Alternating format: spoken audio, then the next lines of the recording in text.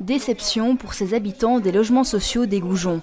Une trentaine de tacs électriques sont distribués, c'est largement insuffisant pour ces locataires privés de gaz depuis vendredi.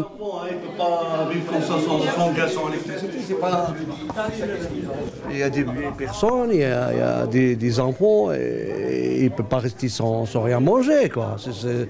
C'est dégueulasse, ça, moi je trouve. Hein. Des habitants sont quand même repartis avec leur tac électrique, d'autres s'interrogent sur le coût de cette mesure provisoire.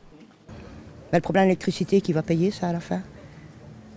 Parce que la cuisine électrique est plus chère qu'au gaz. Hein. Sibelga était déjà intervenu en 2012 et 2013 pour des problèmes similaires dans l'immeuble.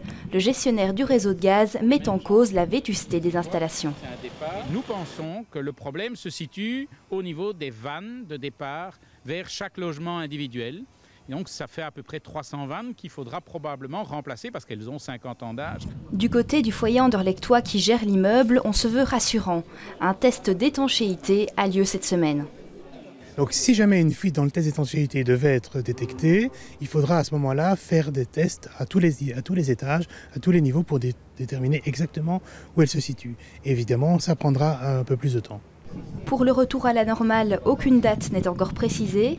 En attendant, le foyer anderlechtois a prévu d'acheter en tout 600 tacs électriques, ce qui devrait contenter tous les résidents dans les jours à venir.